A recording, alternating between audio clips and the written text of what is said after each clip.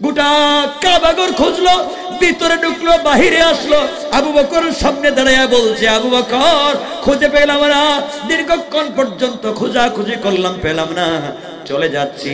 মুহাম্মদকে পাইলে বলে দিবা আস্ত রাখবে না, রাখবো না, হত্যা করে ফেলবো, পাথরগুলো নিয়ে ঘরে রাখবো। বিশ্ব নবী আবু বকরের রানের উপরে মাথা রেখে শুয়ে আছেন, কোরআন তেলাওয়াত করতেছেন। আবু বকর আমার নবীর চেহারা মুবারকের দিকে তাকায়, আসমানের সূর্যের দিকে তাকায়, তাকাতে তাকাতে এই সিদ্ধান্তে উপনীত হয়, বলছে পয়গম্বরে আরবি, অনেকক্ষণ ধরে আসমানের সূর্যের দিকে দিনের বেলা তাকালাম, সূর্য যে আলো দিচ্ছে, সূর্য তো এক বেলা আলো দেয়, রাত্রবেলা অন্ধকার হয়ে যায়। আপনি এমন একটা আলো দুনিয়ার জমিনে তৈরি করেছেন যা দিনের বেলাও আলো দেয়, রাত্র বেলাও আলো ছড়িয়ে যায়। আমার নবী রানের উপরে মাথা রেখে আরাম ফরমাচ্ছেন। হঠাৎ করে হযরতে আবু বকর তাকায়া দেখেন রাসূলের চাচী আবু লাহাবের স্ত্রী, রাসূলের চাচী উম্মে জামিল, আবু বিশ্ব নবীর বিয়াইনো চাচী ও বিয়াইনো। যেহেতু আবু লাহাবের দুই ছেলের কাছে আমার নবী তার দুই মেয়েকে বিয়ে দিয়েছিলেন, ছেলে দুইটার নাম হচ্ছে উতবা এবং উতাইবা। এই দুই ছেলের কাছে নবুয়তের আগে আমার নবী তার দুই মেয়েকে বিয়ে দিয়েছিলেন। এই জন্য আবু লাহাব একদিকে নবীজির চাচা, অপরদিকে বিয়াই উম্মে জামিল, একদিকে রাসূলের চাচী, অপরদিকে বিয়াইন। এগুলো বুঝেননি? আল্লাহ জানে বিয়াই বিয়াইন বুঝেননি? আপনারা কি বলেন? এটাই তো বলে, যাক বুঝাইতে পারতেছি। আমার বন্ধুগণ, বিয়াইন আসতেছে, হাতের মধ্যে দুটো পাথর নিয়েছে,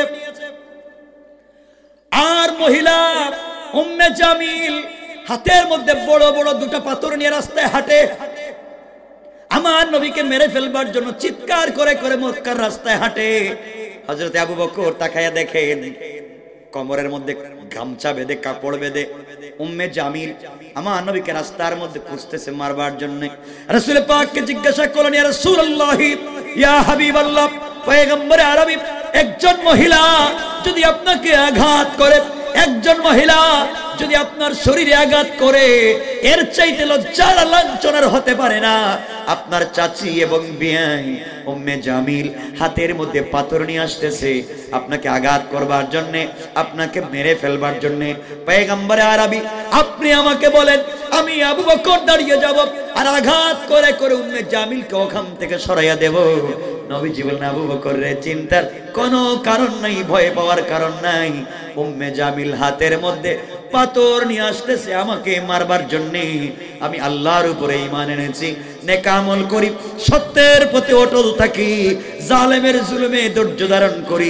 আল্লাহ বলছেন, চার গুণ যাদের ভিতরে আছে, জালেম জুলুম করতে আসলে, অন্যায়কারী মারতে আসলে, স্বয়ং হেফাজতের জিম্মাদার স্বয়ং আল্লাহ।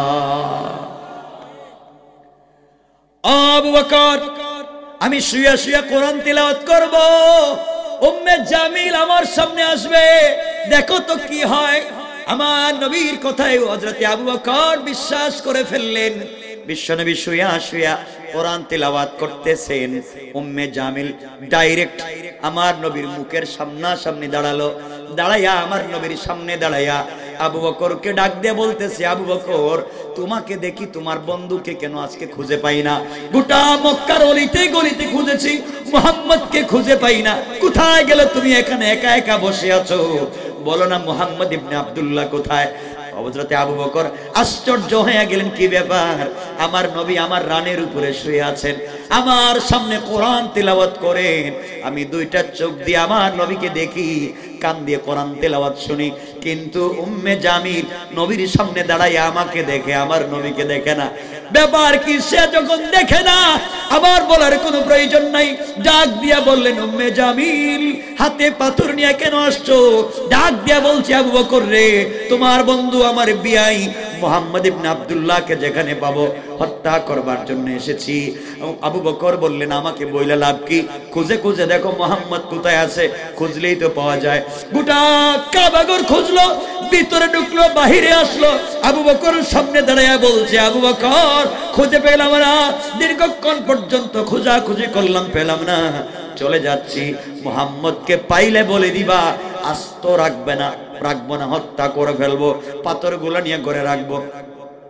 এই কথা বলে হুমকি দিয়া এই মহিলা যখন চলে যায়, হযরতে বিশ্ব নবী শুয়ে আছে, মহিলা যখন একটু দূরে পৌঁছে গেল, আবু বকর আমার নবীকে জড়াইয়া চোখের পানি ছেড়ে কপালে চুম্বন করে ডাক দিয়া বলছেন, ইয়া রাসূলুল্লাহ, ইয়া হাবিবাল্লাহ, পয়গম্বর আরবি, আপনি বলেন তো আপনার সামনে দাঁড়ায়া উম্মে জামিল আমাকে দেখে আপনাকে দেখে না, ব্যাপার কি, কেনই বা এমন হলো? নবীজি বলেন, আবু বকর রে, আমার আল্লাহ বলেছেন যার ভিতরে ঈমান আছে, যে নেক আমল করে, যে সত্যের পথে থাকে, আর যে জালেমের জুলুমে ধৈর্য ধারণ করে, ওই সময়ে যদি কোনো জালেম তাকে আঘাত করবার জন্য আসে, আর ওই ব্যক্তি যদি কুরআন থেকে তেলাওয়াত করে, আমার আল্লাহ বলেছেন হিজাবাম মাসতুরা, আকাশ থেকে একটা গোপন পর্দা পাঠাইয়া ওই কাফের আর আমার মধ্যখানে পার্টিশন সৃষ্টি করে দেন। কোন সুবহানাল্লাহ।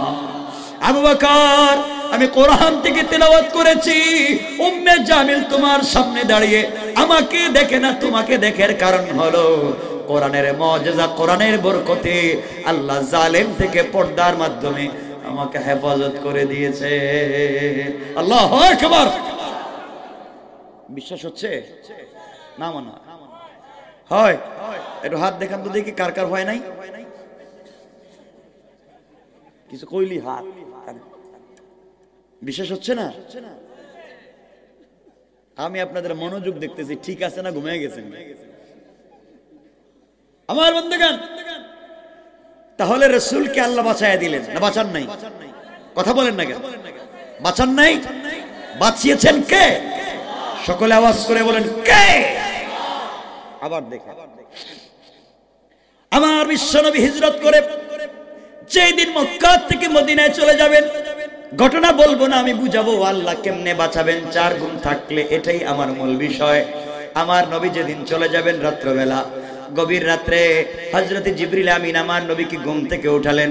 ঘুম থেকে উঠবার পরে বিশ্বনবী বললেন, জিবরাইল রে, এত গভীর রাত্রে তুমি আমার ঘরে কেন আসছো? জিবরাইল জবাব দিলেন, ইয়া রাসূলুল্লাহ, ইয়া হাবিবাল্লাহ, এসেছি, আল্লাহ ফরমান দিয়েছে, এই মুহূর্তে বলেছেন হিজরত করে ইয়াসরিব চলে যান, খেজুর বাগানের দিকে চলে যান, মদিনার দিকে চলে যান। নবীজি কথাগুলো শুনে মুচকি হাসলেন, তৈরি হয়ে গেলেন, কাপড় পরলেন। জিবরিল আমিন বলছেন, পয়গম্বরে আরবি, যত দ্রুত পারেন মক্কা ছেড়ে চলে যান, কারণ কাফেরেরা সকালবেলা আপনাকে যেখানে পাবে ওখানে আঘাত করবে। আমার নবী তৈরি হয়ে গেলেন, মদিনা চলে যাবেন।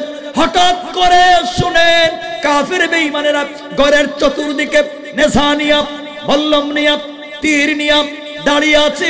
নবীজি ঘর থেকে বের হলে আঘাত করবে, শহীদ করে ফেলবে, হত্যা করে ফেলবে। আমার নবীজি আল্লাহকে ডাক দিয়ে বলছেন, আল্লাহ তাআলা, আপনি আমাকে বললেন হিজরত করবার জন্য, আমি রাত্রবেলা ঘর থেকে বের হব, কিন্তু আল্লাহ তাআলা আমার ঘরের চতুর্দিকে কাফেরেরা দাঁড়িয়ে আছে, নেজা নিয়ে, তরবারি নিয়ে, বল্লম নিয়ে, ঘর থেকে বের হলে আঘাত করবে, মেরে ফেলবে, কোথায় যাব? আল্লাহ রাব্বুল ইজ্জত ওয়াল জালাল বললেন, বন্ধুরে, শুধুমাত্র কেবলমাত্র আমার উপরে ভরসা করে ঘর থেকে বের হয়ে যাও। ইন্নাল্লাহ মানা, ঘর থেকে বের হওয়ার দায়িত্ব তোমার, আর কাফেরের চোখ থেকে হেফাজতের জিম্মাদার স্বয়ং আমি আল্লাহ। আল্লাহু আকবার। আমার বন্ধুগণ গভীর মনোযোগ। পয়গম্বর আরবি রেডি হয়ে গেলেন, ঘর থেকে বের হবেন, মানব সুলভ আচরণ করে বলছেন, আল্লাহ তাআলা আপনি তো বলেছেন বের হয়ে যাব, বিশ্বাস করি বের হয়ে যাব, কিন্তু মনের ভিতরে শান্তি পাই না। ওয়ালাকিন লিয়াতমাইন্না কলবি, অন্তরে প্রশান্তি পাই না, না জানি বের হলে আবার মাইরে ফেলাই কিনা, পাথর দিয়ে আঘাত করে কিনা। আল্লাহ তাআলা একটা উপকরণ দেন যার মাধ্যমে বাঁচতে পারি। আল্লাহ বলেন, বন্ধুরা তাহলে শোনো, হাতের মধ্যে কঙ্কর নাও, হাতের মধ্যে বালি নাও, হাতের মধ্যে পাথর নাও, কোরআন থেকে তেলাওয়াত করো, হাতের মধ্যে ওগুলো নিয়ে দরজা খুলে কাফেরদের উপরে নিক্ষেপ করো, আমি আল্লাহ কথা দিলাম তোমাকে বাঁচাইয়া দেব। এবার নবীজি চোখের পানি ছেড়ে আল্লাহকে ডাক দিয়া বলছেন, আল্লাহ তাআলা আপনি বলেছেন বের হয়ে যাওয়ার জন্য, কঙ্কর দিয়ে আঘাত করার জন্য। কাফেররা তো একদিকে দাঁড়ায় নাই, চতুর্দিকে ঘরকে বেষ্টন করে রেখে দিয়েছে। আমি দরজা খুলে যদি একদিকে পাথর মারি, অন্যদিকের কাফেররা আমাকে ঘিরে ফেলবে, আঘাত করবে। পাথর মারলে তো একদিকে যায়, পিছন দিকে তো যাবে না। একদিকে মারলে পিছন দিক থেকে আমাকেও মারবে। এবার আল্লাহ ডাক দিয়া বলছেন, বন্ধুরে, বন্ধু যাকে বানিয়েছি রাস্তাঘাটে কেউ মেরে ফেলবার জন্য না, কথা দিলাম আমি বন্ধু, কথা দিলাম ঘর থেকে বের হয়ে হাতের মধ্যে পাথর নিয়ে তুমি একদিকে নিক্ষেপ করবা, আর আমি আল্লাহ কথা দিলাম সকল কাফেরদের চুকে চুকে পাথরগুলো পৌঁছে দেওয়ার দায়িত্ব নিয়েছি স্বয়ং আমি আল্লাহ। আল্লাহু আকবার।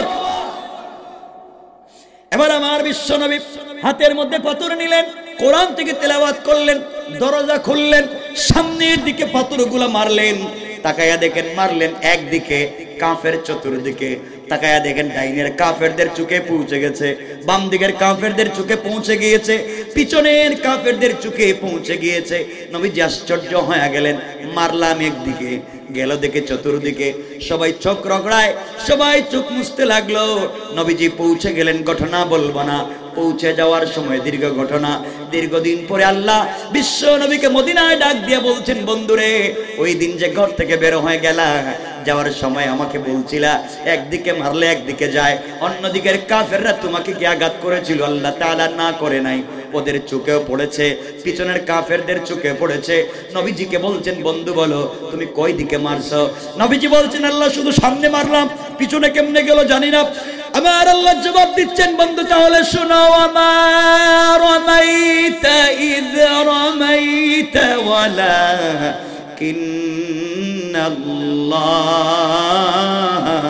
রামা। বন্ধুরে, তুমি পাথর নিক্ষেপ করে মনে করেছো তোমার হাত, না না, যখন আমি আল্লাহর উপরে ভরসা করে ঈমান এনে নেক আমল করে সত্যের পথে থেকে জালেমের জুলুমে ধৈর্য ধারণ করে কোরআন থেকে তিলাওয়াত করে সামনে যখন নিক্ষেপ করেছো, তোমার হাত থাকে নাই, ওটা আমি আল্লাহর কুদরতের হাত হয়ে গিয়েছে।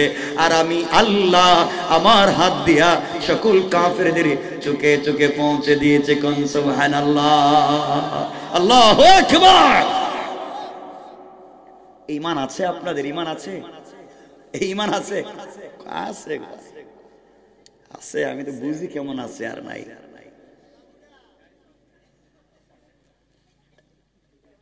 কষ্ট হচ্ছে আপনাদের? রাত্র কটা হইছে? 11টা কইছে কেমনে? গড়ি মনে নষ্ট নাকি? 12টার উপরে। ভাই কি লম্বা করবো কিছু না? আরে শুনেন না, আমি কাউকে কষ্ট দিয়ে ওয়াজ করতে চাই না। ঘুমান নাই কেউ? একজনও না? কি কয়? শুনেন কি বলতে চাই, বুঝো। তাহলে এখন এগুলা দিয়ে বুঝাতে চাইলাম, আল্লাহ বলছেন তোমরা যদি আমার উপর বিশ্বাস করো, কথা দিলাম রাস্তায় তোমরা একা নই, আমি আছি।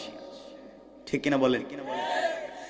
এই জন্য আমার আল্লাহ 4 নম্বর গোল বলছেন, ওয়াল্লাযীনা ইয়াকুলুনা রব্বানা ইসরিফ আন্না আযাবা জাহান্নাম ইন্না আযাবাহা কানা গারামা।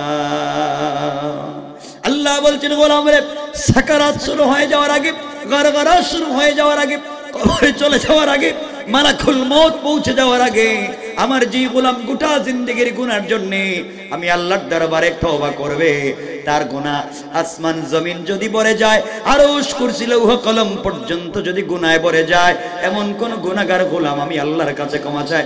কথা দিলাম গোলাম রে, তোর চোখ থেকে পানি বের হইয়া গাল ভিজে মাটিতে পড়বার আগে আগে গুনাহ মাফ করে আমার গোলাম হিসেবে স্বীকৃতি দিতে আমি আল্লাহর 1 মিনিটও দেরি হবে না। সুবহানাল্লাহ পড়েন। আর যদি এই 4 গুণকে অর্জন করতে না পারে, তাহলে আমার শেষ আয়াত আল্লাহ বলছেন, ইন্নাহা সাআত মুস্তাকাররাম ওয়া মুকামা। আল্লাহ বলছেন ভাল লাগে না যদি 4 গুণ, তাহলে অচিরেই তোমাদেরকে এক জায়গায় নিয়ে আজীবনের মতো রাখবো। সাআত মুস্তাকাররাম ওয়া মুকামা, একামত দিব, মুসাফির না, আজীবনের মতো থাকবা এমন এক জায়গায়। এই জায়গার নাম কি? ইন্নাহা লাযা নাযাআতাল লিশাওয়া, এমন একটা জায়গায় দিব যেখানে চামড়া হাড্ডি গোশত চলে ছাইখার হয়ে যাবে, রূহ চলবে না।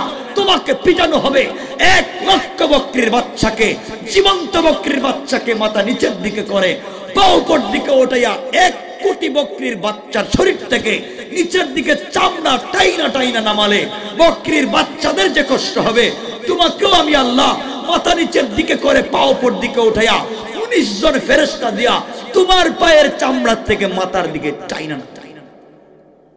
নাউজুবিল্লাহ বললেন না? জোরে বলেন না নাউজুবিল্লাহ। নাযাআতাল লিশাওয়া, এরপরে বলছেন তাদউ মান আদবারা ওয়া তাওয়াল্লা, যার কথা চামদাবাজি করলে, যার কথা আরেকজনের জমিয়ে খাদ দখল করলে, যার কথা আরেকজনের গাড়ি রাস্তায় নামাইয়া চামদাবাজি ডাকাতি করলে, তাদউ, তোর নেতারে ডাক দে। মান আদবারা ওয়া তাওয়াল্লা, নেতা দেখবেও না তাকাবেও না। এরপর আল্লাহ বলছেন ওয়া জামা ফাআওয়া, যারা টাকা জমাও, ডিপিএস করো, ব্যাংক ব্যালেন্স করো, মনে করেছো টাকা দিয়ে জান্নাত যাবে, আল্লাহ বলছেন ওয়া জামা ফাআওয়া। কোরআনে কারিমে সূরা হুমাযা আল্লাহ আরেকভাবে বলছেন আল্লাযী জামা মালা ওয়া আদ্দাদা, যারা সম্পদ জমা করে আর গণনা করে এককে কেমনে 10 বানানো যায় এই চিন্তা করে, আল্লাহ বলছেন পিটামু পিটামু তোমাদেরকে। ভুল বলছি মনে হয়? কোরআন থিসিস করেন, কোরআন অ্যানালাইজ করেন, কোরআনকে গবেষণা করেন। আপনারা তো কোরআন পড়তে নাই, আপনারা কোরআন শরীফকে বানিয়েছেন মক্তবে বাচ্চাদের পড়াবার বই, কোরআনকে বানিয়েছেন তাবিজ আর কবজ দেওয়ার বই, কোরআন শরীফকে বানিয়েছেন শবে বরাত আর শবে কদরে খতম পড়ার বই, কোরআন শরীফকে বানিয়েছেন কেউ মইরা গেলে তার বাড়িতে 10 জন মিলে খতম পড়ে 300 টাকা করে পাওয়ার বই। কথা কন নাকি? এই তো কোরআনের কাজ শেষ। কারণ ইমাম সাহেব মসজিদে কোরআন নামাজে যতগুলো আয়াত তিলাওয়াত করেন, 2-4টা আয়াতের বাস্তব বিধান যদি তার পঞ্চায়েতে তার গ্রামে প্রতিষ্ঠিত হয়ে যেত, এই গ্রামে চুরি চামারি থাকতো না। কথা বলেন না? ইমাম সাহেব কিচ্ছু বলতে পারেন না, কারণ বললে বেচারার চাকরি থাকবে, কিচ্ছু বলতে পারেন না। যেই মুরব্বী গড়ে নিজের ছেলের বউর কাছে মাইর খায়, পিটায়, সেই বেচারাই সেই ইমাম সাহেবের ঠেলায়। কথা বলেন না? আপনাদের এলাকায় আছে না আমি জানি না, বাচ্চারা দেখ কি আছে তো বুঝে সব খায় ফেললে তুমি জানি না ফেলাই কি আছে এলাকায়। এলাকায় দেখবেন ছোট ছোট বাচ্চারা মসজিদের নামাজে যায়। এখানে কথা বলে কে? ছোট ছোট বাচ্চারা মসজিদের নামাজে যায়, গেছে চিল্লা চিল্লি করে, এজন্য মসজিদে বাইর করে দেয়, চিল্লা চিল্লি করো কয় না? বলেনি? আসেনি আপনাদের এলাকায়? বাচ্চারা মসজিদে গেলে মসজিদ থেকে বাইর করে দেয়, দেয় না? যেই মুসল্লি বাচ্চারা মসজিদে গেলে বাইর করে দেয়, এই মুসল্লিরা আস্তে করে ঘাড় দইরা বাইর করে দিবে। না না বাইরু, আপনার মসজিদে আসার কোনো দরকার নাই। আপনি 50-60 বছর বয়সে মসজিদে আসছেন মুরব্বী, আর এই 7-8 বছরের বাচ্চা মসজিদে আসছে। আপনি যখন 7-8 বছরের বাচ্চা ছিলেন তখন তো আপনি যাত্রা গানের সিনেমা হলে ছিলেন, ঠিক কিনা বলেন? আপনি বাচ্চাকে বের করে দেন, আপনার নামাজ তো কবুল হবে না। নামাজ পড়ে বউ পিটান, নামাজ পড়ে মাইর করেন, উল্টো পাল্টা করেন, নামাজ যদি কবুল হয় এই মাসুম বাচ্চাদের উসিলায় নামাজ কবুল হয়। এদেরকে বাইর করে বাচ্চারা গেছে মসজিদে, মুসল্লি একজনকে গায় বাচ্চা একটু পিছনে যা, গেছে 1 কাতার পিছনে, আরেকজন এসে গায় আরেকটু যা, গেছে আরেক কাতার পিছনে, আরেকজন এসে গায় আরেকটু যা, গেছে আরেক কাতার, যাইতে যাতে গেছে বারান্দায়। ও দূর জীবনের মসজিদে এইতাম না, ধাক্কায় ধাক্কায় বাইর করে দিল যখন, তার মসজিদে আসারই দরকার নেই। করে না এগুলা? কেন বাইর করেন? কেন দুষ্টামি করে? চিল্লায়, চিল্লাবে, দুষ্টামি করবে, মসজিদে প্রস্রাব করবে, গ্লাস ভাঙবে, ফ্যান ভাঙিয়ে ফেলাই দিব, দরকার মুসল্লির পায়জামা ধরে টান দিবে, ইমাম সাহেবের লুঙ্গি ধরে টান দিবে। তো আপনাদের কোনো অসুবিধা আছে? আল্লাহর তো কোনো অসুবিধা নাই, ইসলামের কোনো অসুবিধা নাই। ইসলামের সৌন্দর্য বাচ্চারা দৌড়াদৌড়ি করবে মসজিদে। সুবহানাল্লাহ বলেন। এগুলা বলতে তো আলোচনা লম্বা হয়ে যায়। রাসূলের পাক সেজদায় হযরত হাসান রাসূলের কান্দে, কাঁধে কাঁধে উঠে বসে রয়েছে রাসূল সিজদায় 1-2 মিনিট না, আধা ঘন্টা রাসূল সিজদায়। আর হাসান কাঁধে উঠে রাসূলের লম্বা চুল ধইরা 2 পা নামায় ঘোড়া দৌড়। রাসূল তো নামাজের সিজদায়, মুসল্লিরা পিছনে। আর মুসল্লিকে আপনার মতো সলিমুল কলিমুদ্দিন আর কুদুমিয়া না, মুসল্লি হযরত আবু বকর, ওমর, উসমান, আলী, তালহা, জুবায়ের, হানজালা, খালিদ ইবনে ওয়ালিদ, জাফর, তালহা, তারা রাসূলের পিছনে নামাজ পড়তেছেন। রাসূল ইমাম আর তার কাঁধে হযরত হাসান ঘোড়া খেলা। রাসূল নামায় দিতে পারতেন, একটা সিজদা দিতে বড় জোর 1 মিনিট লাগে, 2 মিনিট লাগে, আধা ঘন্টা। এটা লম্বা একটা ঘটনাও আছে। সাহাবা কেরাম নামাজের পরে রাসূল জিজ্ঞাসিলেন, এগুলা বলতে তো লম্বা হয়ে যাবে, আমি লম্বার দিকে নাই, বাতাস লাগে তো। ওরে বাবা, মুরব্বি কি বড় গরম দেখেন, মাশাআল্লাহ। আপনারা ঠিক আছেন তো? যে কি সব ভালো আছেন তো? আচ্ছা, আমরা লম্বা করবো না বেশি। আচ্ছা, যাই হোক, আমরা সামনের দিকে যাই। গুণ বলছি কয়টা?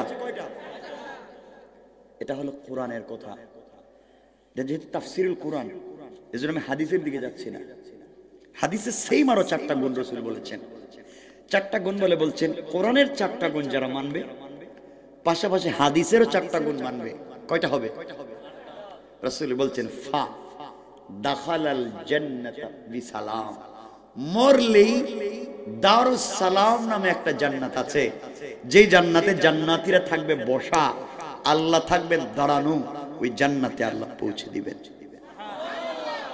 বুঝতেছেন? যেই জান্নাতে আল্লাহ দাঁড়ানো, বান্দা বসা, বান্দা বসে আছে, জবরদস্ত ইয়াকুত মণি মুক্তা পাথর দিয়ে তৈরি করা এক একটা চেয়ার, জমিন থেকে আসমান পর্যন্ত উঁচা।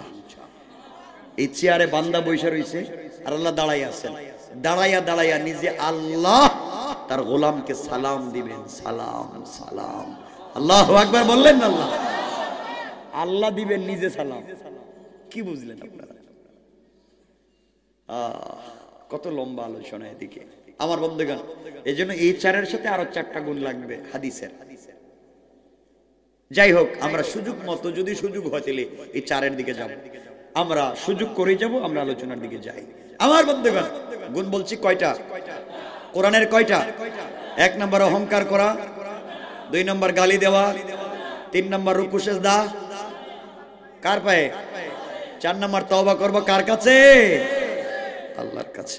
আমার বন্ধুগণ, এই যদি হয় আমাদের অবস্থা, তাহলে আল্লাহর কাছে তওবা করতে হলে আল্লাহকে চিনতে হবে। আল্লাহকে আজকে আমরা চিনি না। এখানে বহুত আছেন আল্লাহরে চিনেন না। কি চিনেন আল্লাহরে? আল্লাহ বলছে হাইয়া আলাল ফালাহ, আয় মসজিদে কল্যাণের দিকে, আয় আমার কাছে। আমার টাইম নাই, ব্যস্ত। ও যুবক, আয় না মসজিদে, ব্যস্ত। আসো না তাফসিরে, ব্যস্ত। আসো না দ্বীনের দাওয়াত দেই, ব্যস্ত। আসো না ইসলামী আন্দোলন করি, ব্যস্ত। আরে বুকা, তোমাকে বললেই বলো ব্যস্ত আর ব্যস্ত। তুমি জানো না তোমার চাইতে বেশি ব্যস্ত আজরাইল তোমাকে নিয়ে। তুমি দুনিয়া নিয়ে ব্যস্ত, আজরাইল খুঁজে তোমারে খুঁজে। শোনো বন্দরবানের মানুষ, মনে করেছো আগামীকালকে কক্সেস বাজারে তোমার বিজনেস আছে, কয়েক কোটি টাকার বিজনেস। তোমার দোকানে রড সিমেন্টের ব্যবসা, তোমার দোকানে গাছের ব্যবসা। আগামীকালকে কয়েকটা পার্টি আসবে, কয়েক লক্ষ টাকার বিজনেস হবে।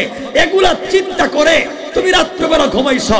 তোমার ঘরে এয়ার কন্ডিশন, এয়ার কুলার, টয়সার সিরামিক, বালিশের দাম 50,000, বেডের দাম 1 লক্ষ, পালঙ্কের দাম 50 লাখ। তুমি বালিশে ঘুমাইছো, আগামী কালকে সকালবেলা বিজনেস করবা। বুকা, তুমি জানো না তুমি যে বালিশে ঘুমিয়ে আছো, হতে পারে ওই বালিশের নিচে আজরাইল বসা। আজরাইল আল্লাহকে বলছে আল্লাহ আমসিক ও আত্রুক। ও বলছে বাড়ি থাক, ও বলছে বিজনেস তার, ও বলছে ফ্ল্যাট তার, ও বলছে টাকা পয়সা তার, সব নাকি তার। একবারও তোমার নাম নে না। ও তো ঘুমিয়ে পড়ছে। বলো আল্লাহ ওরে ছাইড়া দেবো না ধর্ম। আল্লাহকে একটা থাপ্পড় দে। ঘুমের ভিতরে মারছে থাপ্পড়, শরীর গেছে ঘাইমা। সকালে ডাক্তার কয় হার্ট অ্যাটাক করছে। নাই ঘুমে হার্ট অ্যাটাক করে না? হার্ট অ্যাটাক, থাপ্পড় খাইয়া হার্ট। শেষ, আউট। কিসের আপনি ব্যস্ত? কিসের ব্যস্ত? বাদ দাও। আবার তোমাদের দিলে কান লাগায় শুনো, কান খাড়া করো, শুনো। তোমার নাকি বিজনেস আছে, সারা রাত দিন বিজনেস করেছো, সারাদিন বিজনেস করতে জোহরের নামাজ নাই, আসর নাই, মাগরিব নাই, ঈশা নাই, ঈশার পরে টাকা গুনতে বসতো কেসের। আপনি জানেন না কেসের বাক্সের ভিতরে আজরাইল বসা। আজরাইল আল্লাহরে বলতেছে, আল্লাহ কই টাকা নাকি তার, গনতেছে, গনতে দিব। কই না, গনতে দেওয়া যাবে না। তাহলে কি করব? কই কানে একটা ফু দে। তাহলে কি হইব? কই ব্রেন স্ট্রোক। হঠাৎ করে মাথা কাজ করতেছে না, ডাক্তারে নিয়ে গেছে, কই স্ট্রোক করছে। নাই? তাহলে আপনি ব্যস্ত না আজরাইল? কথা কয় না। আপনি কিসের ব্যস্ত? বেচারা বিয়ে করবে, সবাইরে দাওয়াত দিছে, আজকে তার বিয়ে, একটু পরে গাড়ি ছাড়বে, বউর বাড়িতে যাবে, বিয়ে, ওয়াশরুমে ঢুকছে গোসল করতে, ঢুকছে যার বাইরে নাই, বাইরে না, ঢুকছে আর বাইরে না, মরে গেছে। কিসের ব্যস্ত আপনি? এজন্য আল্লাহর ওয়াস্তে আল্লাহকে চিনো। যুবক, তোমাদের পায়ে ধরে বলে যায়, আল্লাহকে চিনো, রবকে ভালো করে জানো, রবকে। বন্ধুগণ, গভীর মনোযোগ দিয়ে শোনো আমার কথাটা। ও ভাই, যুবক তোমাদেরকে বলছি, যুবক যারা আছে তোমাদেরকে বলছি, তোমরা নাকি ব্যস্ত, ব্যস্ত খালি প্রেম, গার্লফ্রেন্ড। শোনো কি বলতে চাই, তোমরাও প্রেমিক, আমিও প্রেমিক, আমিও প্রেম করি। তোমরা যে প্রেম করো ওটা তো ভুয়া প্রেম। তুমি যার সাথে প্রেম করো, তোমার গার্লফ্রেন্ড, তোমার এই মেয়েটা প্রেমিকা, হয়তো তার চামড়া অনেক ডিজাইন করা, বিউটিফুল, স্মার্ট, তার বয়স এক্সট্রা অর্ডিনারি করা, শুনলে পাগল হয়ে যাও। আরে বোকা, তোমার এই মেয়ের সাথে প্রেম করতে সারা রাত ঘুমাও না, সারা রাত জেগে তার সাথে কথা বলো, এর সাথে সম্পর্ক করতে গিয়া 30 বছর বিদেশে কাটাইয়া সব টাকা ওই মেয়ের পিছনে খরচ করেছ, সারা দিন ব্যবসা করে বিকেল বেলা ওই মেয়ের বিকাশে টাকা পাঠায় দাও। আরে বোকা, মা বাবার সঙ্গে খারাপ ব্যবহার শুরু করেছ, এই মেয়ের প্রেমে পড়ে দুনিয়া নাশ, পড়ালেখা বাদ, মা বাবার সঙ্গে খারাপ ব্যবহার, ফেন্সিডিল ইয়াবা ধরেছ, বাজে ব্যবহার শুরু করেছ। বোকা, তুমি জানো না যে মেয়ের সঙ্গে সারা রাত্র কথা বলছো, ওই মেয়ে যদি আজকে রাত্রে মইরা যায়, কসম আল্লাহ পাকের জাতের 72 ঘন্টার ভিতরে তার চামড়ার থেকে বের হবে পোকা। কি এর চামড়া, কি এর ডিজাইন। যুবক, তোমাকে বলছি শোনো, কান খাড়া করে। তুমি যেই মেয়ের প্রেমে পড়ে তো শয়তানি আর বদমাইশি করছো, তুমি জানো না ওই মেয়ে যদি ঘুম থেকে উঠে তোমার চাইতে স্মার্ট, তোমার চাইতে টাকাওয়ালা আরেকটা যুবককে পেয়ে যায়, হয়তো তোমাকে ভুলে যেতে 1 মিনিট লাগবে না, 1 মিনিট। আল্লাহ আফসোস করে বলছেন, ইয়া আইয়ুহাল ইনসান মা গাররাকা বিরাব্বিকাল কারীম। এই মানুষ তোর কি হয়েছে, কে ধোঁকা দিয়েছে আমার মতো মহান রব থেকে? অথচ আল্লাযী খালাকাকা, আমি তোকে বানিয়েছি, তুই আমাকে চিনলি না, আমাকে একটাবার ডাকলে না। কার প্রেমে পড়লি? বললাম তোরে না আমি বানাইছি, আমার হাতটা দিয়ে বানাইছি, আমি না তোর কাছ থেকে 3 বার ওয়াদা নিছি। কেমনে তুই দুনিয়া গিয়ে ভুলে গেলে? তোর অক্সিজেনটা এখনো আমি দেই, তোরা ফলমূল এখনো আমি খাওয়াই, তোর হাত পায়ে জোর তো আমি রেখা দিছি, আমি তো বিকলাঙ্গ করি নাই, আমি তো তোকে কানা বানাই নাই। এত কিছু দেওয়ার পরে আমাকে চিনলে না, মনে রাখিস চিনলে না। ওয়াত্তাকু ইয়াওমান তুরজাউনা ফিহি ইলাল্লাহ, যেদিন আবার ফিরে আসবে সাইজ করব। বলেন না ভুল বলছি? যুবকদেরকে বলছি শুনো, বুয়া প্রেম বাদ দাও। প্রেম তো করেছেন আল্লাহ আমার রাসূলের সঙ্গে।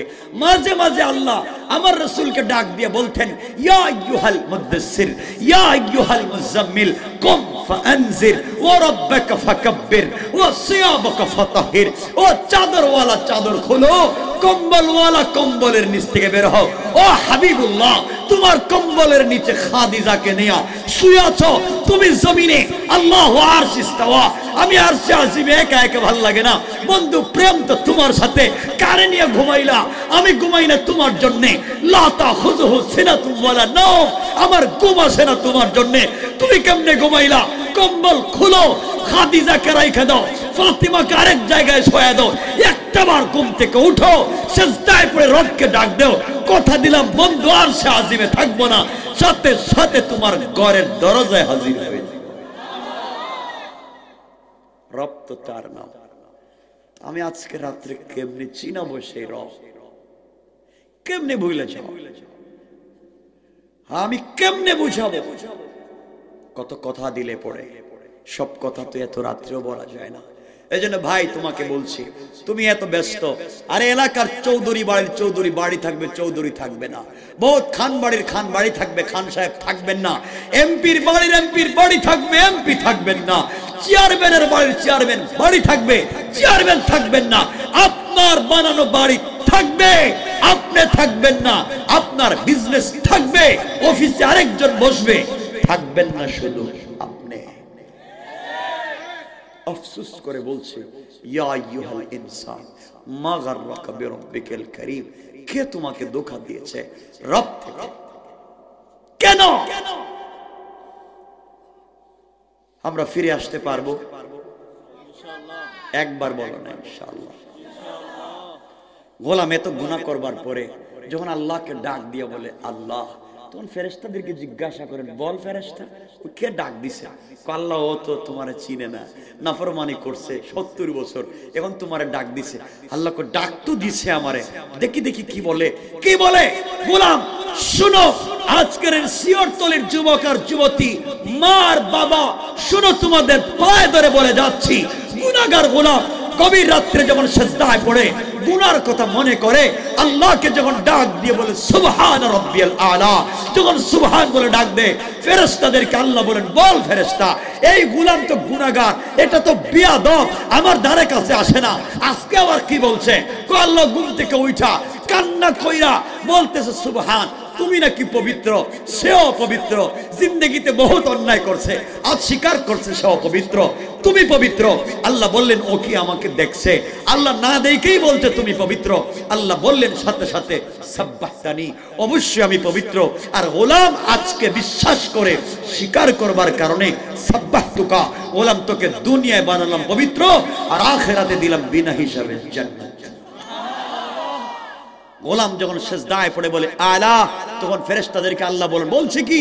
আল্লাহ বলছে আলা, তুমি নাকি বড়, সে ছোট, বহুত অহংকার করছে, বহুত টাকার গরম আর ক্ষমতার গরম দেখাইছে, আজ বুঝতে পারছে তার কিচ্ছু নাই। হে ছোট, আলা তুমি বড়। আল্লাহ বলেন আলাইতানি, অবশ্যই আমি বড়। আর গোলাম আমাকে স্বীকৃতি দেওয়ার কারণে আলাইতুকা, গোলাম দুনিয়ায় বানালাম বড়, আর আখিরাতে বড় বানাইয়া বহুত পয়গম্বরদের আগে জান্নাতের ফয়সালা করে দিলাম। এই রবকে চিনেন না, এই রবকে চিনতে পারেন না। এজন্য আমরা রবকে চিনবো তো ইনশাআল্লাহ। সবাই বলেন না ইনশাআল্লাহ। 12:30 হয়ে গেছে, সালা এই রাস্তা দিতে যাওয়া লাগবে আবার বাইরে। আমার রাস্তায় নিয়ে দিব কেনা? ও বাবা, কোত্থেকে কথা কয়ে গেল? কষ্ট হচ্ছে না আপনাদের? শোনো যুবক, খুব লম্বা করবো না, গুণ বলছি কয়টা? নাম বলছি, তাফসিরে যাচ্ছি না। হাদিসের 4টা গুণ বলে দিই। রাসূল বলছেন, কোরআনের 4 গুণের সঙ্গে যারা হাদিসের 4 গুণ মানবে, তারা দারুস সালাম নামক একটা জান্নাত আছে, যে জান্নাতে আল্লাহ একটা প্রোগ্রাম করবেন। এই প্রোগ্রামে বিশেষ অতিথি হামদে বাড়ি তাআলা পরিবেশন করার জন্য দাওয়াত করবেন ইসরাফিলকে, বিশেষ অতিথি হিসেবে দাওয়াত করবেন পয়গম্বর দাউদকে, প্রধান অতিথি হিসেবে দাওয়াত করবেন আমার নবী, আপনার নবী, সরকারে কায়নাত নবী, দু জাহানের সরদার নবী, বিশ্ব নবী মুহাম্মদ রাসূলুল্লাহ সাল্লাল্লাহু আলাইহি ওয়াসাল্লামকে। আর সভাপতিত্ব করবেন স্বয়ং আল্লাহ। আল্লাহু আকবার বলেন। এই 4 গুণ মানলে ওখানে যাবেন। এই 4 গুণের নাম বলে যেমন তাফসীর করতাম না। আমার বন্ধুগণ, রাসূল পাক হাদিসে বলছেন, এই 4 গুণের 1 নাম্বার হলো আফসুস সালাম। যারা একে অপরকে সালাম দেয়, এই কোরআনের 4টা গুণ মানবার পরে হাদিসের 4টা গুণ। 1 নাম্বার হাদিসের, যারা একে অপরকে সালাম দেয়, কি দেয়? আপনারা দেননি? আপনারা তো সালাম আলাইকুম, সালাম আলাইকুম বস, বস কইটা কি? এটা কি, এটা কি? ফেরেশতারা আল্লাহর কাছে জিজ্ঞাসা, আল্লাহ আপনি সালাম শিখাইলেন এক সিস্টেম, এরা দিকে আসসালামু আলাইকুম মানে কি কইল? আল্লাহ কথা তো আমি বুঝতেছি না, সালাম তো মুখ দিয়ে দিলাম সুন্দর করে কইতো, এই সালাম আলাইকুম কই কি? তো আরেকজন ফেরেশতা কইতেছে আল্লাহ মনে হয় ভয় দেখাইতেছে ওরে, বলে ক্ষমতা না থাকলে পিটামু, ঠিক না? এই সালামটা পাইলেন কই? সালাম দিবেন মুখ দিয়ে আসসালামু আলাইকুম ওয়া রাহমাতুল্লাহ বলবেন তো? বলেন ইনশাআল্লাহ। যারে পাইবেন তারে সালাম দিবেন, যারে পাইবেন মুসলিম তাকে কি দিবেন? আল্লাহ কবুল করো, সালাম দিবেন তো। বাসায় গিয়া বউরে, হ্যাঁ বউরে সালাম দেননি কি কর? সালাম দেননি বউরে? ইনশাআল্লাহ কি সালাম দেন না, তাইলে বউরে সালাম দেন। আচ্ছা বউর সাথে দুশ্মনীটা একটু একটু করে কোন আমারে, বউরে সালাম দিলে সমস্যাটা কি? এটা আমারে কোন সালাম দেন না কেন? বউরে বানাইছেন ঘরের কামলা, এই ওয়াজ করলে তো বাসা যাইতে পারবেন না, আজকে বাসা যাও বন্ধ করে দিন। বউরে বানাইছেন কাজের বুয়া, বেচারি ঘুম থেকে উঠেই নাস্তা তৈরি করো, ওয়াশরুম পরিষ্কার করো, বাথরুম দেওয়া শুরু করো, বউ বাচ্চা মা বাপ 14 মুষ্টির কাপড় চোপড় ধুয়ে দাও, সব পরিষ্কার করে বাচ্চার টিফিন তৈরি করো, বাচ্চারা নিয়ে স্কুলে যাও, মা বাপের নাস্তা করাও, ভুল বলতেছি? এরপরে যদি গরু ছাগল থাকে তাও বাইর করো, হাঁস মুরগ থাকলে তাও দেখো। বউ যে ঘুম থেকে উঠে যে কাজ শুরু করছিল, ঘুম পর্যন্ত কাজ করতে করতে করতে করতে কোন সময় যে না খাইয়া ঘুমাইয়া গেছে, জামাই আইসা যা টেবিলে পাইছে সব খাইছে, মাগার বউরে জিগায় নাই তুই খাইছিস, ঠিক কিনা বলেন? ঠিক কি? আবার বউর সাথে দুশ্মনী কি? কেন বউ এত কাজ করবো কেন? এত কাজ করবার পরে রাত দিন 24 ঘন্টা বউ কাজ করে, তারপরেও বছরে বছরে একটা বাচ্চা প্রোডাকশন না দিলে তার ঝামেলা আছে। এটা কি মেশিন বাচ্চা দেওয়ার? কি পাইছেন আপনারা? হাসতেছেন আবার, এগুলো কি শুরু হয়েছে আমি বুঝতে পারলাম না। শুধু বাচ্চাই দিবে বউ, এটা প্রোডাকশন মেশিন।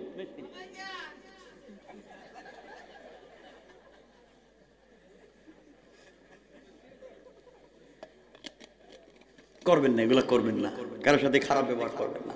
শোনেন, এরপরে এত কাজ করার পরে বউ সব রান্না কইরা মাছ গোশত যা আছে সব দিয়ে দিছে, এরপরও স্বামী কইতেছে কইরে মাছ আনলাম 2টা, মাথা তুই কয়টা খাওয়াইলে? কই 2টাই তো খাওয়াইছি, কই আরেকটা গেল? 2টা খাই আরেকটা খাইতে। এগুলো বাদ দেন, স্ত্রীকে সম্মান দিতে শিখুন। বউকে দিয়ে যে তো কাজ করান ইসলামে নাই। কই পাইছেন যে বউ আপনার রান্না করে খাওয়াই, বউ আপনার ঘর ঝাড়ু দিয়ে দিবে, বউ আপনার যে মশারির হুক এটা লাগাই দিবে, এটা তো হাদিসে নাই। কেন এত কাজ করা?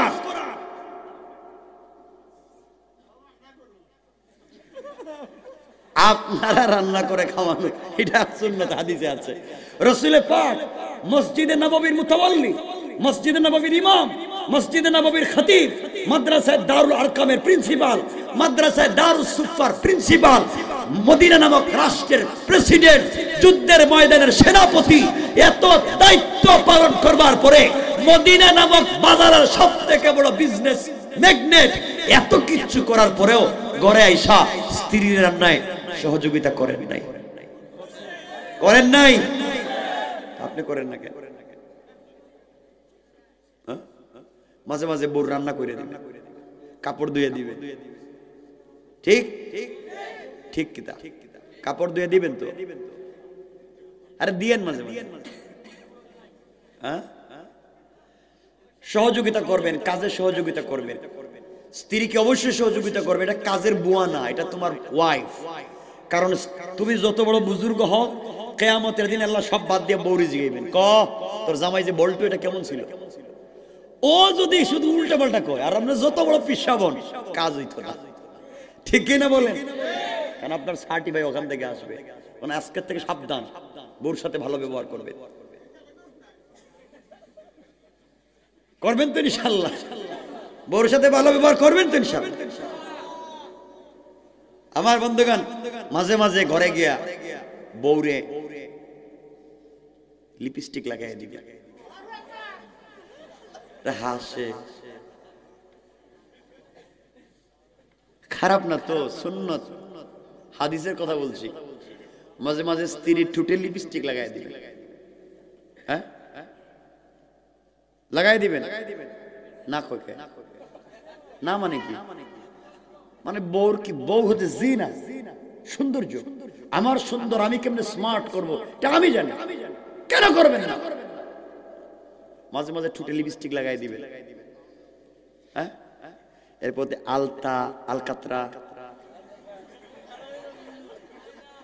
সব তাকে সুন্দর বানাবেন।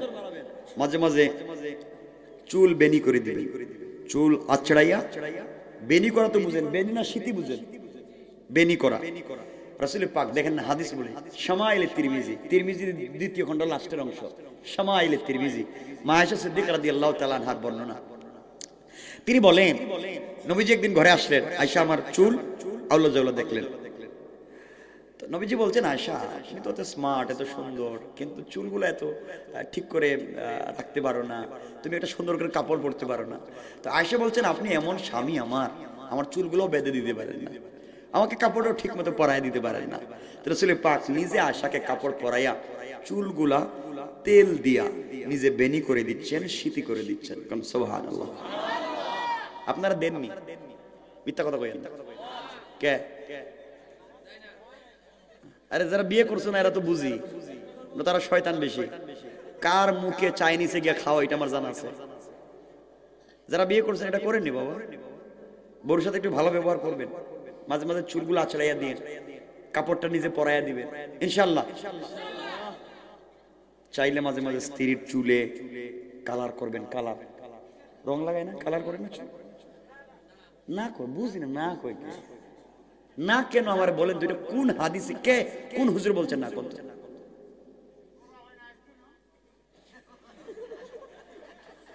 আরে এটা কি টিকটক বানাবার কথা বলছি না। স্ত্রীর চুলে রং দিতে পারবে, বিভিন্ন কালার করতে পারবে, 7-8 কালার করে কোনো আপত্তি নেই, বাট কালো করতে পারবে। কালো হারাম, খিজাব হারাম। তাইলে তো ইসলামে আল্লাহ রাসূল বলতেন যে খিজাব হারাম না, সব বলতেন হারাম, শুধুমাত্র কালোর কথা বলছেন, বাকি রঙের কথা তো বলেন নাই। এগুলো বুঝেন না কেন? শুধু কালো ব্যতীত কোনো রঙের কথা উল্লেখ নেই। এর অর্থ হলো যে কোনো রং লাগাতে পারবে, চুলকে কালারিং করেন, কোনো আপত্তি নেই, বাট এটা কালারিং করে রাস্তায় বের হওয়ার জন্য নয়, শুধু স্বামীর সামনে। ঠিক কিনা বলেন? রাস্তাঘাটে না, নিজের সামনে। আপনারা তো সাজাইয়া, আমি বুঝতে হলো বাংলাদেশের স্বামীরা যেহেতু বুকা, এটা কি বলদ কই মনে আর কিছু কই, বউরে সুন্দর করে সাজাইয়া পার্লারিং করে নিয়ে যায় কই বিয়ে শাদিতে, মার্কেটে। আরে বুকা, এত সুন্দর কাপড় কিনলে, এত সুন্দর জুতা মুজা কিনলা, এত সুন্দর পারফিউম দিলা, সব দিয়া রাস্তায় নিয়ে আরেকজনের ফিরি দেখায়, আর তুমি যে বিয়ে করে আনছিলা 10 লাখ টাকা মোহর দিয়া, বউ যখন তোমার সাথে ঘুমায় হৌ ছেঁড়া জুতা আর ছেঁড়া কাপড়। ঠিক কিনা বলে? সারাদিন যে কাপড় পরে রান্না বান্না করছে, দুয়ার দুর্গন্ধ, গামের দুর্গন্ধ, এটা পরে স্বামীর সাথে শুয়ে রয়েছে। তাহলে সুন্দর কাপড়টা পরে যাইব কই? কিছু বুঝেন না আমার কথা? এগুলা কেন করেন? এখন বুঝতেছি অনেকের কাছে খারাপ লাগতেছে না কথা, রাইগা দিব কিনা কেন? ভাই, মেয়েরা সামনের চুল কাটা হারাম, পিছনের চুল লম্বা হয়ে গেলে অল্প কাটতে পারে, সমান করতে পারে। সামনের চুল কাটা হারাম, ব্রু প্লাক করা হারাম, আলগা চুল লাগানো হারাম। চুল কম, আলগা একটা লাগাই দিছে, আছে না এগুলো পাওয়া যায় না? আলগা চুল হারাম, ব্রু প্লাক করা হারাম, সামনের চুল কাটা হারাম, পিছনের চুল লম্বা হলে একটু সমান করতে পারে, কোনো আপত্তি নেই, এগুলো হালাল। মাঝে মাঝে স্ত্রীরে প্যান্ট শার্ট পরাই দিবে। হাসে কথা তো বুঝবেন কি বলি। যুবক, তোমাদের ভাষায় কথা বলতেছি, তোমাদের মাইন্ড মেমোরি স্ট্রাকচার বুঝে কথা বলতেছি, তোমাদেরকে দিনের প্রতি আকৃষ্ট করবার জন্য বলছি। বুঝো কি বোঝাতে চাই, আমি তোমাদের মতো করে বলছি, তোমাদের ভাই হিসাবে। মাঝে মাঝে প্যান্ট শার্ট, দরকার হলে স্যান্ডু গেঞ্জি। শোনো না কেন বলতেছে, রাস্তাঘাটে না, সব নিজের সামনে। আরে বউ তো তোমার কাপড়, লেবাসুল হুন্না লেবাসুল লাহুম, বউ তো তোমার কাপড়, কেমনে ইউজ করবা এটা তো তুমি জানো। কেন বলছি শোনো, স্ত্রীকে যদি স্মার্ট করে পৃথিবীর সবথেকে সুন্দর ডিজাইন করে আকর্ষণীয় কাপড় পরাইয়া বিউটিফুল করে নিজের সামনে যদি উপস্থাপন করো, কসম রাস্তায় গিয়ে অন্যের বউর দিকে অন্যের মেয়ের দিকে চোখ যাবে না। নিজের বউকে ভাল লাগে না, এই জন্য অন্যের বউর দিকে তাকাও। নিজের স্ত্রীকে ভাল লাগে না, আরেকজনের বউর দিকে তাকাও। তাহলে আরেকজনের বউ শার্ট পরে পরে রাস্তায় বাইরে হয়েছে, হেরে তোমার ভাল লাগে, তোমার বউরে পরাইয়া ঘরে রাখতে পারো না। নিজের সামনে রাখো, পাবলিক দেখুক না। বলছি এই কথাগুলোর ভিতরে কারো কোনো প্রশ্ন আছে? আছে? কালকে সমালোচনা হবে, সমালোচনা করবেন। ওয়াইলুল লিকুল্লি হুমাজাতিল লুমাজা, সামনে এবং পিছনে বদনাম, ওয়াইল ধ্বংস। যা বলবেন আমাকে বলেন, প্রশ্ন লেখা আমার কাছে পড়ায় দেন। আরে বলেন না পুলা ভাই, শুনেন কথা, শুনেন। পুলা পাই সব ভাই নির্বাচন দেখে না, পুয়া ছেলেও কয় আমার ভাইয়ের চরিত্র তার বাপরে কইতেছে। আমার ভাইয়ের চরিত্র কুত্তার মতো পবিত্র, নামাজ পড়ে না 1 ওয়াক্ত, গাইঞ্জা খায় 5 ওয়াক্ত, ঘুমায় আবার ফজর ওয়াক্ত। ঠিক কি বলে? এগুলা বাদ দিয়ে দিছি, লাইন পাবে এমনি বিপদে। ভালো হয়ে যাও। যাই হোক, কথার থেকে কথা সব লম্বা হয়ে যায়। সুতরাং হাদিসের 1 নাম্বার গুণ সালাম। 1 নাম্বার সালাম দিব তো। মাঝে মাঝে বউর হাতের রান্না করা খাবার বলবেন, মাশাআল্লাহ স্ত্রী তোমার হাতের রান্না কি স্বাদ, কি টেস্ট, সব খায়া ফেলাইতে মন চায়। আপনি তো জীবনও বউর হাতের রান্নারে ভালো মনে করেন না, শুধু পাশের বাড়ির বাবির হাতের রান্না কি যে স্বাদ। ঠিক কিনা? এটাও কই ঠিক, এগুলো ঠিক করে। এরা তো বউর সাথে বহুত দুশ্মনী দেখি। মহিলারা কি ওয়াজ শুনতেছে নি? আছে তো বাড়িতে যান, আজকে খবর আছে, যান আজকে। এগুলা কি? মাঝে মাঝে বউর হাতের রান্নার টেস্ট বলবেন। আপনার কাছে তো নিজের বউরে ভালো লাগে না, শুধু পাশের বাড়ির বাবির দিকে তাকান। আমার বন্ধুগণ, এর জন্য মাঝে মাঝে স্ত্রীর হাতের রান্নাকে স্বাদ বলবে। আবার বুঝতে শুই না কই, নাহলে বিপদ আছে। আজকে গেলেন বাসায়, ওয়াজ থেকে গিয়ে দরজা দাঁড়ায় করলেন, বউ কেমন আছো? আসসালামু আলাইকুম ওয়া রাহমাতুল্লাহ। ওরে বাবা, এরকম ভূতে ধরলো আজকে। 30 বছর ঘর করে জীবনে সালাম দিল না, গোড়া এসে ওর বাপ তুলে গালি দেয়, আর আজকে সালাম দেয়। আর কি আজকে পামটাম দিতেছে নাকি? এরপরে টেবিলে ছিল খাবার, সব খাইয়া বলেন, বউ তোমার হাতের রান্না যে কি স্বাদ, মন চাইছে একবার প্লেট শুদ্ধ ভাঙ্গিয়ে খায় বলে। বউ উঠে গেছে রাগ। কি বললেন? বললাম তো তোমার হাতের রান্না খুব স্বাদ হয়েছে। বলবেনই তো, ওয়াজ উপলক্ষে পাশের বাড়ির বাবির কাছ থেকে 1 পেয়ালা গোশত আনছি, এইটাই তোমার জিহ্বায় স্বাদ লাগছে। ধরা খেয়ে যাইবেন, আরো বিপদ হইব। এজন্য আগে জানবেন রান্নাটা করছে কে। ঠিক আছে তো? তাহলে ঝামেলা আছে ভাই। সব বুঝাই দিলাম, আমার কি ঠেকছি এত বুঝাই দাও, তা কইয়া দিলাম। যাক, পরিবারকে সুন্দর করে দিবেন কে? ঘরকে সুন্দর করেন, স্বামী স্ত্রী সম্পর্ক ভালো করেন, পরিবার এমনি সুন্দর হয়ে যাবে। আর আত্মহত্যা কেউ করা লাগবে না, নিজের মাথায় নিজে পিস্তল ঠেকানো লাগবে না, পরকীয়া প্রেম করা লাগবে না। ঠিক কিনা বলেন? ঘরে শান্তি নিয়ে, জন্যই তো শান্তি করেন। যাক, এটা আমার সাবজেক্ট না। আমার বন্ধুগণ, 1 নাম্বার আফসুস সালাম। 2 নাম্বার নবীজি বলেছেন, ওয়া আতইমুত তুআম, যার ঘরে খাবার নাই তার ঘরে খাবার পৌঁছে দাও। আপনার ঘরে 10টা আইটেমের খাবার আছে, আপনার প্রতিবেশীর ঘরে 1 বেলার খাবার নাই, আপনার বাচ্চার হাতে দামি দামি জুস চকলেট আছে, ফ্রুটস আছে, বিরিয়ানি আছে, আপনার ছেলে ঘরের বাহিরা নিয়ে বের হয়েছে, প্রতিবেশীর বাচ্চাকে সুযোগ থাকবার পরে আপনি দিলেন না। ওয়া আতইমুত তুআম, সে হিন্দু বৌদ্ধ উপজাতি কি জানবার দরকার নাই, আপনার প্রতিবেশী যে হোক না কেন অবশ্যই তার হক আদায় করবেন। কোন ঠিক কিনা?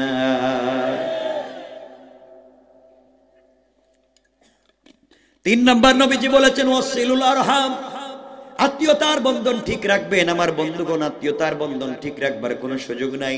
যেই ছেলেরা বিয়ের আগে মাকে ভালোবাসে, বাপকে ভালোবাসে, বিদেশে তাকে টাকা পয়সা মা বাবার জন্য পাঠায়, ভাই বোনের জন্য পাঠায়, এত ভদ্র ছেলে যেই দিন বিয়ে করে, বিয়ের পর দিন থেকে তার বউ, তার শালি, তার শ্বশুর শাশুড়ি ছাড়া তার চোখে আর কিছুই দেখে না। আসেনি এলাকায়, এগুলা করা যাবে না। 3 নাম্বার ওয়াসিলুল আরহাম। 4 নাম্বার নবীজি বলেছেন সাল্লু ফিল লাইলি ওয়ান নাসু নিয়াম। রাত্র যখন গভীর হয়ে যায়, দুনিয়ার মানুষ ঘুমাইয়া যায়, কত সন্তান বাবার গলা জড়িয়ে ঘুমিয়ে যায়, কত মেয়ে মার গলা জড়াইয়া ঘুমায়, কত স্বামী স্ত্রীর সঙ্গে গলা জড়াইয়া ঘুমিয়ে যায়। ওই গভীর সময়ে যেই বান্দার বান্দি ঘুম থেকে উঠে সালাতে দাঁড়িয়ে চোখের পানি ছেড়ে দেয়, রাসূল বললেন ফাদাখালাল জান্নাতা বিসালাম। ইন্তেকাল করতে দেরি হবে, আল্লাহর তৈরি জান্নাতে যেতে 1 মিনিটও দেরি হবে না। কোন সুবহানাল্লাহ।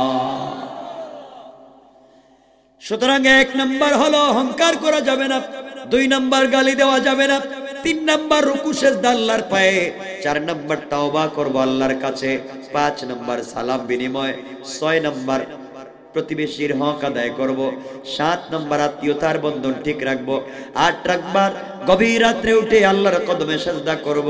এই 8 গুণ যারা মানবেন, রাসূল বলেছেন ইন্তেকাল করতে দেরি হবে, দারুস সালাম নামক জান্নাতে যেতে দেরি হবে না। পড়েন সুবহানাল্লাহ। এখন কি আমরা দারুস সালামে যাব না এখানে রেখে দিব? ইনশাআল্লাহ দরকার নেই, রেখে দিই। পনেকটা ভাই, পনেকটা হয়ে গেছে। গুণ বলছি কয়টা? কথা বলে 8টা। তাইলে একটু সামনে যাই।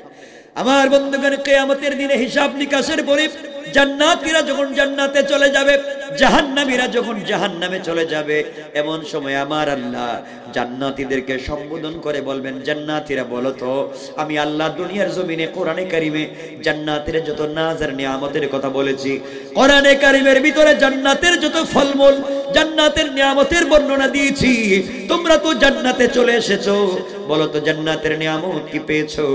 সকল জান্নাতীরা আল্লাহকে এক বাক্যে ডাক দিয়ে বলবে, আল্লাহ তাআলা আপনি কোরআনে কারীমের ভিতরে জান্নাতের যত নিয়ামতের কথা বর্ণনা করেছেন, জান্নাতে আসার পরে তার চাইতে 97 গুণ বেশি পেয়েছি।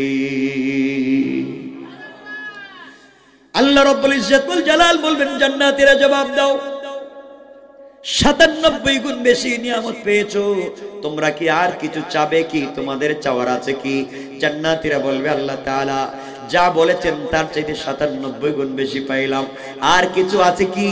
আর কি চাবো আমরা জানি না। একটা বাড়ি বলছেন 97টা, একটা মাঠ বলে 97টা, একটা বিল্ডিং বলে 97। আল্লাহ যা বলছেন তাকে 97 বাড়াইয়া দিয়েছেন, আর কি চাই? আর কিছু লাগবে না। আল্লাহ বলবেন, দেখো আর কিছু লাগবে কি? সাধারণ জান্নাতীরা জবাব দিতে পারবে না। সকল জান্নাতীরা একত্রিত হয় আলিমুল আমাদের কাছে যাবেন, মোল্লা মৌলবীদের কাছে যাবেন, আর বলবেন, হুজুর আপনাদের ওয়াজ শুনে শুনে, আপনাদের নসিহত শুনে শুনে জান্নাত পর্যন্ত চলে এসেছি, জান্নাতের 97 গুণ বেশি নিয়ামত পেয়েছি। আল্লাহ তাআলা এবার জিজ্ঞাসা করছেন, আর কিছু চাবো কি? আমরা জানি না, আমাদের আর কিছু তো চাওয়ার নাই, যা চাইলাম তার চাইতে বেশি পাইলাম, আর কি লাগবে? এমন সময় সমস্ত আলিমুল আমার ঐক্যবদ্ধ হয় আল্লাহকে ডাক দিয়া বলবেন, আল্লাহ তাআলা দুনিয়ার জমিনে জান্নাত পাওয়ার জন্য ইবাদত করি নাই, আয় আল্লাহ তাআলা দুনিয়ার জমিনে ইবাদত করেছি, তোমাকে না দেখে তোমার কদমে সিজদা করেছি, তোমাকে না দেখে তোমাকে বিশ্বাস করেছি, তুমি বলেছো হারাম খাওয়া যাবে না, হারামের ধারে কাছেও যাই নাই, সুযোগ থাকবার পরে নাফরমানি করি নাই, আল্লাহ তাআলা তোমার কথা মেনেছি, না দেখে গভীর রাত্রে তোমার কদমে সিজদা দিয়ে কান্না করেছি, আয় আল্লাহ তাআলা জান্নাত পাওয়ার জন্য ইবাদত করি নাই, দুনিয়ার জমিনে যথেষ্ট সুন্দরী নারী ছিল, জান্নাতে আসলাম, জান্নাতের হোর গিলমান দিয়েছো, জান্নাতের বিল্ডিং বালাখানা দিয়েছো, জান্নাতের আঙ্গুর আপেল দিয়েছো। আল্লাহ তাআলা দুনিয়ার জমিনে যথেষ্ট আঙ্গুর আপেল ছিল, দুনিয়ার জমিনে যথেষ্ট বিল্ডিং বালাখানা ছিল, দুনিয়ার জমিনে যথেষ্ট সুন্দরী নারী ছিল, সব কিছুকে লাত্তি দিয়ে ফেলে দিয়েছি। আল্লাহ তাআলা একমাত্র দুনিয়ার জমিন থেকে কষ্ট করে বিদায় নিয়ে চলে আসলাম, জান্নাতে আসলে রবের দিদার লাভ করো। একটা বার যে রবকে না দেখে দুনিয়ার জমিনে তো ইবাদত করলাম, আল্লাহকে একটা নজর দেখবো। আল্লাহ তাআলা জান্নাতে আসলাম, সবগুলো নিয়ামত পেয়েছি, আঙ্গুর আপেল দিয়েছো, হুর গিলমান দিয়েছো, বাড়ি গাড়ি দিয়েছো। আয় আল্লাহ তাআলা, এখন পর্যন্ত তোমার দিদার লাভ করতে পারলাম না। যেই মাহবুদের প্রেমে পড়ে এত অন্যায় থেকে নিজেকে বাঁচাইয়া নিয়ে আসলাম, সুযোগ থাকবার পরে মদ পান করি নাই। আল্লাহ তাআলা এখনো তোমাকে দেখি নাই। যে জান্নাতে আসলে রবের দিদার লাভ করা যায় না, রবকে দেখা যায় না, ওই জান্নাতের কোনো প্রয়োজন নাই। প্রয়োজন বোধে আমাদেরকে জাহান্নামে দিয়ে দাও, তবে জাহান্নামের এমন গর্তে নিক্ষেপ করে দিবা যেখানে পড়ে গেলে দুইটা নয়ন ভরে আমরা আমাদের আল্লাহকে দেখতে পারি। এজন্য আব্দুল কাদের জিলানী রাহমাতুল্লাহি আলাইহি আল্লাহকে ডাক দিয়া বলতেন, আল্লাহ তাআলা जन्नतो जहन्नम से या रब किया करो, आरज़ू है कि मैं तुझे देखा करो। আল্লাহ জান্নাত দিয়ে কি করব, নিয়ামত দিয়ে কি করব, আমার মনের একটাই তামান্না তোমার সঙ্গে দেখা করা। আল্লাহ জান্নাতে আসলাম, সবকিছু পাইলাম, এখন পর্যন্ত তোমাকে দেখি নাই, এই জান্নাত দিয়ে কি করব, প্রয়োজনে জাহান্নামে দিয়ে দাও। এবার আল্লাহ জান্নাতের আলিম ওলামাদেরকে ডাক দিয়ে বলবেন, শোনেন, আপনারা আজকে অভিমান করে রাগ করে জাহান্নামের কথা বলবেন না, কষ্ট করে আমার সঙ্গে রাগ দেখাবেন না। আপনারা আমি আল্লাহকে দেখেন নাই, আমার জন্য এত কিছু করেছেন, আমি আল্লাহ কথা দিলাম জান্নাতের ভিতরে একটা জান্নাত আছে দারুস সালাম, ওই দারুস সালামে আমি আল্লাহ একটা প্রোগ্রাম করব। ওই প্রোগ্রামে হামদে বারি তাআলা পরিবেশন করার জন্য দাওয়াত করব ইসরাফিলকে, বিশেষ অতিথি হিসেবে দাওয়াত করব পয়গম্বর দাউদকে, প্রধান অতিথি হিসেবে দাওয়াত করব আমার নবী, আপনার নবী হাবিবুল্লাহ বিশ্ব নবীকে সভাপতিত্ব করব স্বয়ং আমি আল্লাহ। আপনারা ওখানে চলে যেতে পারেন, ওই জায়গায় আমি আল্লাহ সরাসরি আপনাদের সঙ্গে দেখা করার ওয়াদা দিলাম। আমার বন্ধুগণ, সংক্ষেপ করে করে বুঝিয়ে দেই। এক পর্যায়ে জান্নাতীরা আপন আপন চেয়ারে বসে আছেন, সুন্দর চেয়ার, হীরা জবরদস্ত ইয়াকুত পাথর দিয়ে তৈরি করা এক একটা চেয়ার, জমিন থেকে আসমান পর্যন্ত উঁচা। জান্নাতুল ফিরদাউস থেকে মিশকে আম্বরের ঢালার স্তূপ এনে প্রোগ্রামের ভিতরে ভেঙে দেওয়া হবে। সারা প্রোগ্রাম জান্নাতুল ফিরদাউসের মিশকে আম্বরের গ্রানে মুখরিত হয়ে যাবে। প্রধান অতিথি বিশ্বনবী বসা, বিশেষ অতিথি বসা, ইসরাফিল হামদে বারি তাআলার জন্য বসা, কোটি কোটি জান্নাতি বসা, সভাপতি এখনো নাই। এমন সময় আল্লাহ রাব্বুল ইজ্জত ওয়াল জালাল জান্নাতের পর্দা সরাইয়া তার জান্নাতি বান্দাদেরকে সালাম দিয়া বলবেন, আসসালামু আলাইকুম ইয়া ইবাদি। ও আমার বান্দারা, সারা জীবন আমাকে সালাম দিয়েছো, আজ আমার পক্ষ থেকে সালাম দাও। আল্লাহু আকবার। রব তো সালাম দিবে। জান্নাতীরা রবের চেহারার দিকে তাকাইয়া কি দেখতেছেন চিন্তা করেন একবার। রব, আশ্চর্য। আল্লাহ সবাইকে সালাম দিয়া বলবেন, আমি কি বসতে পারি? সবাই বলবে, আল্লাহ আপনি তো বসবেন। আল্লাহ বলবেন, দেখো আজ তোমাদের অনেক দাম। আল্লাহ বসবেন, বসার পরে বলবেন, শোনো তোমরা সবাই ভালো আছো, তোমাদের সঙ্গে কথা ছিল আমার, জান্নাতে দেখা হবে যেদিনই 8 গুণ অর্জন করে আসবা, তোমাদেরকে আমি নাস্তা করাবো। জীবনে অনেক চেষ্টা করছো, তোমরা কিছু করতে পারোনি, আজকে আমি তোমাদেরকে নাস্তা করাবো। সকালবেলার ফার্স্ট টাইমের নাস্তাটা আমি দিতে চাই। জান্নাতীরা বলবে, আল্লাহ আপনি নাস্তা করালে তো আমাদের আপত্তি নেই, কি খাওয়াবেন? আমার আল্লাহ বলবেন, শোনো, ফার্স্ট টাইম প্রথম দিনের নাস্তা, গোটা দুনিয়ার মাটির রস চিপে, মাটি চিপে রস বের করে এই রস দিয়া কাই বানাইয়া, খামির বানাইয়া রুটি তৈরি করা হবে।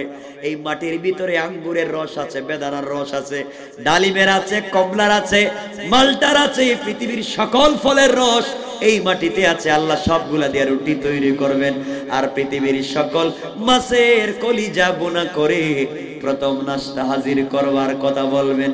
পড়েন না সুবহানাল্লাহ।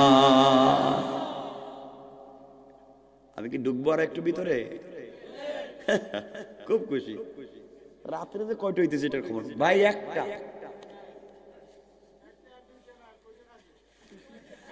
না না, ঠান্ডা বেশি লাগতেছে তো আমার এই যে মুখে। আমি এমনিতেই খুব সহজ সরল চলি, বিভিন্ন ঝামেলায় থাকি। আমার বন্ধুগণ শুনেন, এবার আল্লাহর কাছে জান্নাতীরা বলবে, আল্লাহ আপনি নাস্তা করাইবেন, করান। কোনো আপত্তি নেই। আমার বন্ধুগণ, এমন সময় আল্লাহ ইসরাফিলকে বলবেন দাঁড়াইয়া যাও আর আমার হামদে বারি তাআলা পড়ো। ইসরাফিল দাঁড়াইয়া হামদে বারি তাআলা টান দিবে। এদেরকে আমার আল্লাহ হুর গেলমানদেরকে বলবেন তোমরা কোথায় রে, তাড়াতাড়ি আয়, আমার জান্নাতি বান্দার জন্য নাস্তার ব্যবস্থা কর, কথা বলতে দেরি হবে। হুর আর গেলমান একজন জান্নাতীর সামনে ৮০,০০০ খাদেমা, 2 হাতে ১,৬০,০০০ নাস্তার প্লেট নিয়া একজন জান্নাতীর সামনে হাজির হয়ে যাবে। পড়েন সুবহানাল্লাহ। কয় প্লেট খাইবে? একজনের সামনে ১,৬০,০০০ প্লেট। সুবহানাল্লাহ কয় না দেখি, কয়টা খাইবেন? সব? ওরে বাবা, কবি এক্সপার্ট দেখা যায়।